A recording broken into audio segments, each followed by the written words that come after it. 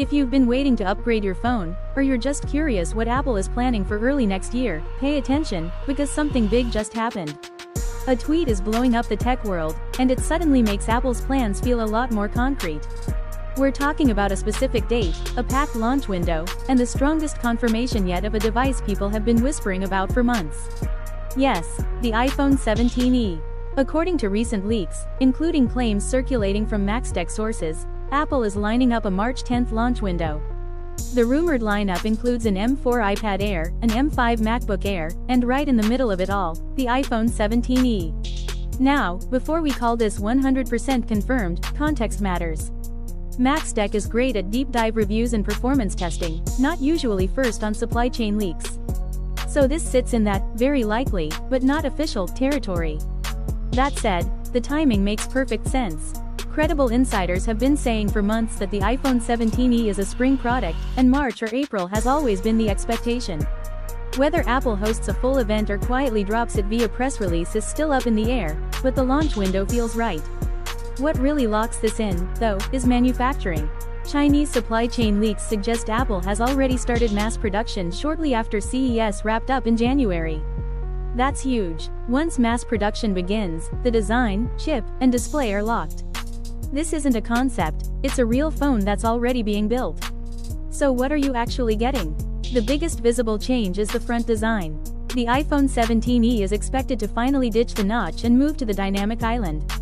That alone instantly modernizes the phone and brings it in line with Apple's current design language. Live activities, navigation, music controls, iOS is built around that island now, and keeping the notch was making the E-series feel outdated. Under the hood, the 17e is expected to run on the A19 chip, likely with one fewer GPU core than the standard iPhone 17. And honestly, for 99% of users, you'll never notice the difference. Performance will still be fast, smooth, and future-proof for years of iOS updates. The display is expected to be a 6.1-inch OLED, but yes, still 60 Hz.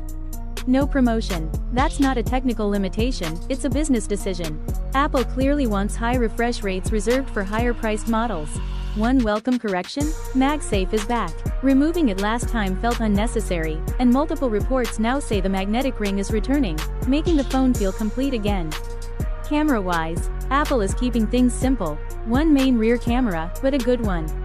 Apple's computational photography is strong enough that one high-quality sensor beats 3 mediocre ones. The front camera, however, is expected to get a noticeable upgrade, better quality, better framing, and better FaceTime calls. So what about price? All signs point to $599 in the US, the same strategy Apple has used before. That also means the older iPhone 16 could drop to around $499, giving buyers an interesting choice. And that's where the iPhone 17e lands. It's not exciting, it's not bold, but it's modern, reliable, and makes sense, and historically, that's exactly the kind of iPhone that sells millions. So what do you think? Is the iPhone 17e the smart upgrade, or would you spend a little more and go standard or pro? Drop your thoughts in the comments, subscribe for more confirmed leaks, and I'll see you in the next one.